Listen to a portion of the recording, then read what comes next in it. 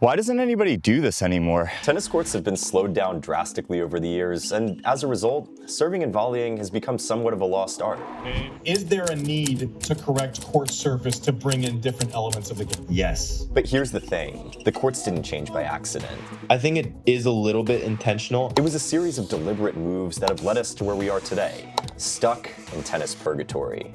To get to the bottom of this mystery, I reached out to people way smarter than me, including a current ATP pro. Not enough guys that are wanting to come to the net. They don't know how to come to the net sometimes. And one of the best tennis historians in the game. Noah. Hey Joel, how are you? Good, how are you? Nothing prepared me for what I was about to hear. It's the third set of the 1994 Wimbledon men's final, Pete Sampras versus Goran Ivanisevic. And for the first time all match, they finally play a rally that lasts more than 4 shots. Still a winner.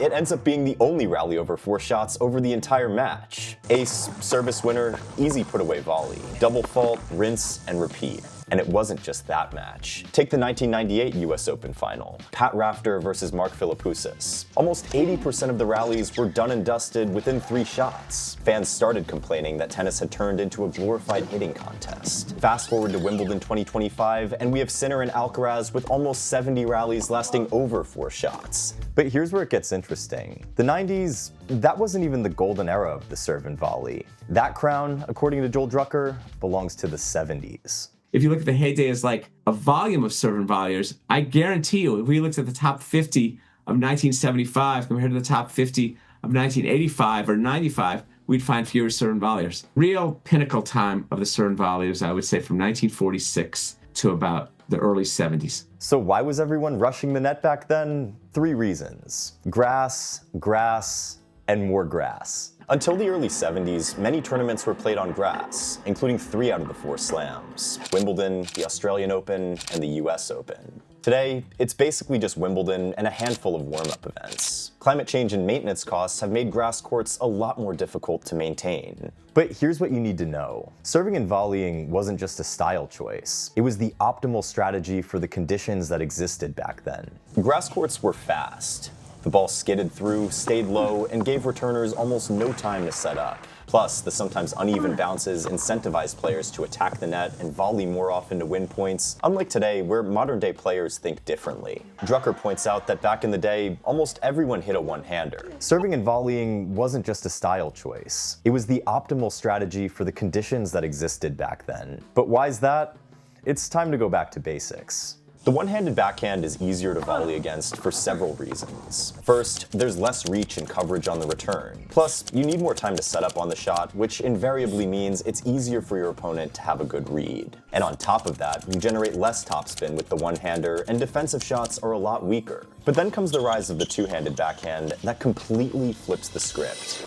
So, as you guys have probably noticed, I've been using SwingVision to break down a lot of the key points in this video, and let me just tell you that this is one of the coolest tennis products that I've been able to use.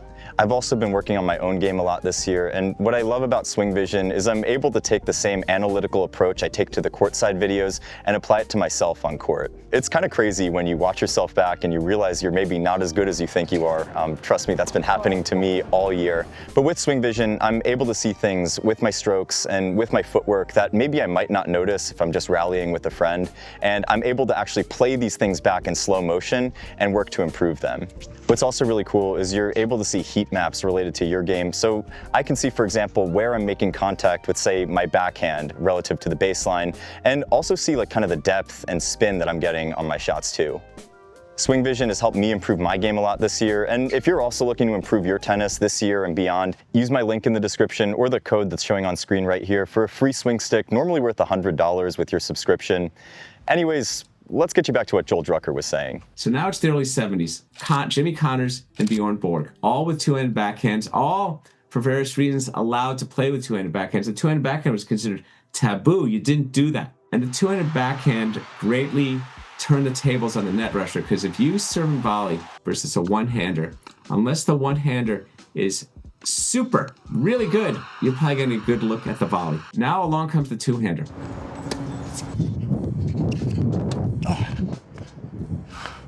Well, that was easy. And that totally changes the return of serve dynamic.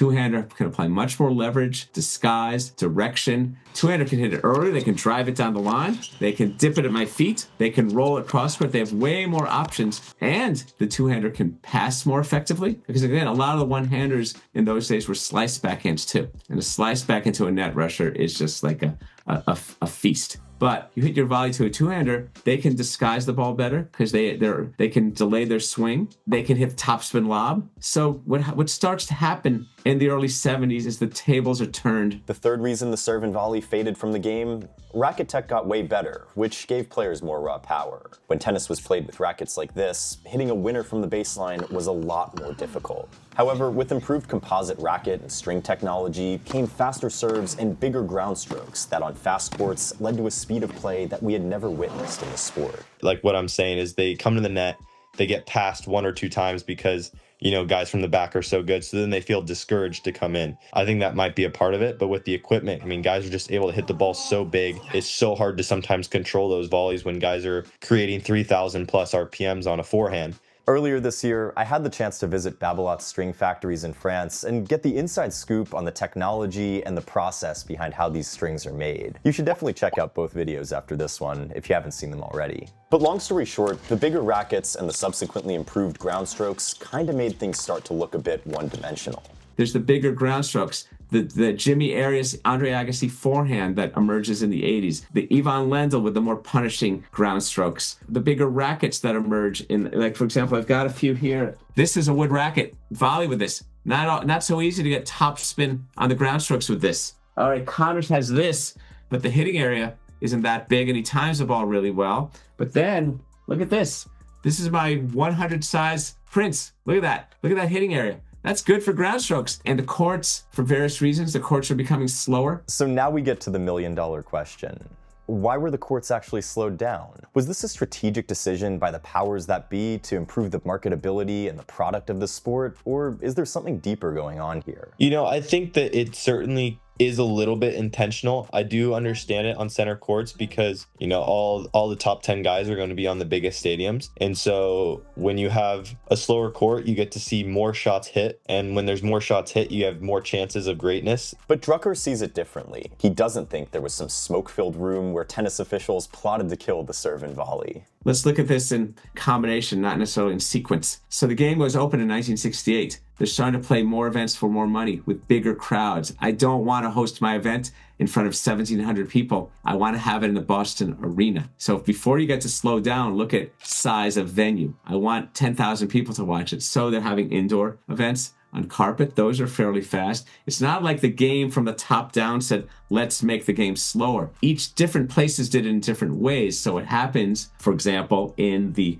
early 70s, the US Open, nobody ever liked the grass at Forest Hills. They all thought it was bad. In fact, the ATP was thinking of boycotting Forest Hills in 74, maybe. They didn't like the grass. And then, so around that time, the West Side Tennis Club thought, okay, let's put another surface. I bet you there was no one on the committee of the USLTA and the West Side Tennis Club, who in 1973, 74, said, oh, we're going to leave grass as a hard court.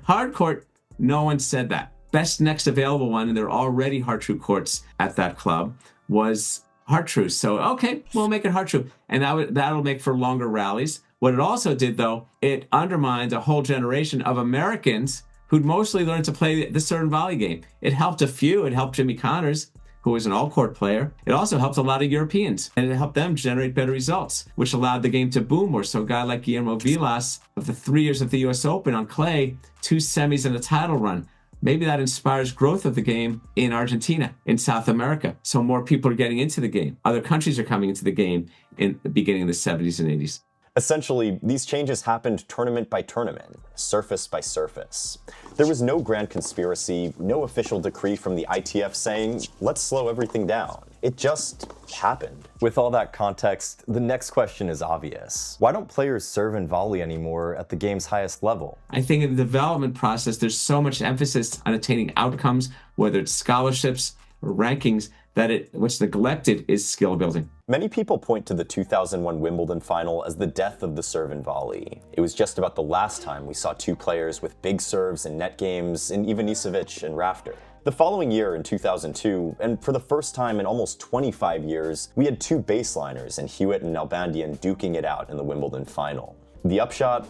There wasn't a single serve and volley in the entire match. Over time, the Wimbledon courts got slower and other slams followed suit. These days, many young players have modeled their games after players like Novak, with relentless baseline play being more of the focus than serving and volleying. And I'm not a natural serve and volleyer, but I do like to mix it up. Young players today don't learn how to volley like they used to either. And the ones who can volley, they get burned by passing shots so often that they just stop trying. Not enough guys that are wanting to come to the net. They don't know how to come to the net sometimes. Something with myself is, we always talk about, all right, doesn't matter if you come in 10 times, you get passed 7 times. Like, do not be discouraged to come into the net, because that's something you're so good at. It's like you'll figure it out throughout the course of a match. Like, just keep coming in, keep putting that pressure, and guys will eventually break down in a bigger moment. Personally, I think it's not just a developmental thing. There are other reasons why the serve and volley died. First, Wimbledon switched their grass blend in 2001 from 70% perennial rye and 30% creeping red fescue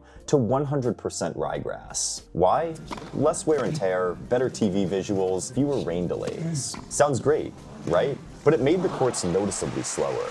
And it's not just the grass. The balls have gotten slower and bigger, and it's not easy to finish the points at the net. Even though players have more power nowadays, the balls fluff up faster and slow down mid-flight. Plus, the courts produce a more vertical bounce, which doesn't exactly encourage people to attack the net either. These slower conditions, according to Federer, have made the game a lot more one-dimensional. And now everybody plays similar. It's because the tournament directors have allowed, with the ball speed and the court speed, that every week is basically the same. And that's why you can just go from winning, French, Wimbledon, US Open, and just play the same way. Many players also argue that the balls actually changed a lot after COVID. Some players, like me, that are not satisfied with the balls, they're saying that it's exactly after COVID that it changed. What happens now with the tennis balls is that the air and the pressure leaves the tennis ball because of the material. The material doesn't keep it inside. So it's not only that the ball fluffs up, but actually the air and the pressure of the tennis ball drops drastically. And that's why a lot of players now have elbow issues, a lot of players have wrist issues, and that was not the case about 10, 15 years ago. So I just got off court and I have to show you guys something. Here I have a new Wilson US Open 2025 ball. Just took it out of the can. Still pressurized, not too fluffed up, and it'll play fast and responsive. On the other hand, I have this ball that we just played with for about the past hour and a half, and you can definitely see that it's lost a bit of pressure. It's definitely fuzzier, and it'll just behave differently off the racket, kind of like a soggy tennis ball shaped pillow. It's really a different ball game. The third problem? Racket evolution. And this one's tricky because it really goes both ways. Yeah, modern rackets give you monster serves, but they also let baseline players crush returns from defensive positions. Today's rackets, combined with polyester strings, generate crazy amounts of topspin too. And according to Medvedev, literally everyone can stay in the rally now. The increased RPM generated makes it a lot easier to hit into a net rusher's feet with just a flick of the wrist. This makes the serve and volley a more dangerous strategy than it used to be because players are now returning a lot better from the baseline. You can see it in the wear patterns on grass courts. Compare the 70s and 80s to today. Way less wear near the net. Safe to say, baseline play has completely taken over. When you're returning and your opponent's at the net, the last thing you want to do is give them a ball here, at or above the net, where it's just too easy to put away. Instead, you want to dip the ball at their feet so it forces them to volley up. And if you don't execute perfectly, they'll likely pop the ball up, giving you an easy shot to put away. In a way, the hunter becomes the hunted. So here's the real question. Do pros even practice serve and volley these days? We probably work on volleys almost every single day. Sometimes it's not even actual hitting the volley, it's the actual footwork for transitioning. All right, so can serve and volley make a comeback in today's game? Well, for starters, a lot of people want to see more distinction between surfaces. What we would want to see is Alcaraz or Sinner figure it out on lightning fast, and then have the same match on super slow and see how that matches up. But it doesn't just end there. Just kind of more broadly, what would it take for the serve and volley to really make a comeback, and what would that look like in the modern game? It would take parents and instructors willing to understand. Even when I hear the term variety, I'll hear something about a player. This kid is 12 years old. Yeah, he's got the fundamentals and now he's learning variety. Why'd you call it tennis? I think for it to come back, for that to come back, but to be integrated into the game requires a lot of vision, and from teachers who teach it properly, from a child understanding, I'm going to play the adult today. Yeah, I'm willing to lose 2 points because serve and volley, even when you play it well, you get passed early. You know, it's a more of a long-term way of playing a whole match. No one knows the dynamics of serve and volleying at the highest level today better than the guy who's knocking on the door of the ATP Top 50. How would you best describe Ethan Quinn's style of play? For the most part, I have a lot of power on my game, and so I definitely would consider myself an aggressive player, but also someone that's very comfortable transitioning coming to the net. So that's kind of why I added in that like aggressive transitioner. As you know, someone like myself, I come to the net pretty frequently, and I use the serve and volley pretty frequently. So it's something that's definitely dying out a little bit, but there's still players that use it pretty often. I'd say at a young age, we really worked on where to volley, how to volley, you know, times to come in. But at a young age, we really worked on those. And then as I've become pro, we didn't really distance ourselves from it, but there's so many other components of my game that I felt like we needed to work on. So we would kind of focus more on those. According to Ethan, practicing volleys at the junior level is huge. And if you're worried about whether it'll translate to success at the top, here's your answer. Now, with how good players are, the easiest way to kind of disrupt their rhythm is to give them so many different looks. Where if you give a guy the same look, they're just going to be able to kind of lock in on it, and they're not going to really miss that ball because they're so good at it, and they're going to really, you know, put you in a defensive position. But here's where it gets interesting. Even though serve and volleying still works, top players face insane challenges trying to pull it off. I didn't really believe that the courts were getting slower until, you know, I started playing a little bit more on stadium courts. A lot of the times this year I played, you know, qualies and then would play main draw. And so I'd start in qualies on out courts where they're, you know, outside the stadiums, outside, you know, the general big courts. And those courts tend to be a lot faster. And, you know, I had a lot of success on those faster outside courts. Helps my game out a little bit more. And then I get onto the stadium court, and you know, they tended to be a lot slower than the outdoor courts. And so I kind of approach it the same way as if it was an outdoor court, where all right, I'm going to serve and volley, but when you're hitting a serve and a guy now has a little bit more time, that you're coming to the net. And so that became, you know, a little frustrating. At the end of the day, change is the only constant. To survive the grind as a top ATP pro, you've got to adapt to the challenges you face today, not the ones from 30 years ago. I think tennis is certainly losing a really fun component, but I think that the game is constantly evolving. At some point, I bet guys are going to start coming to the net a lot more because they realize that, all right, I can't just sit back and bash balls for the entire course of a match. You know, I have to do something different. I think the way history works, things change, sometimes some for the better and some for the worse. It's not like it was better then, it was different. That's what I look at history, it's just different. Some things better, some things worse. Every era is all about power. I'll show you quotes from Bill Tilden 75 years ago that say, oh, these players, and we had finesse, and we had, every generation thinks they were the finesseful generation. So what's lost is sort of an awareness of different parts of the court. That was lost. What was gained is the quality of ground strokes is so much better than it was. So here's what I want to know from you guys. Do you think the serve and volley will ever make a real comeback in tennis, or is it gone for good? Should the tours do more to make more distinct surface conditions and play faster? Or is this baseline heavy variation of tennis we see today actually better for the sport? Oh, and if you're looking to improve your own net game, check out the training video I made with Ethan.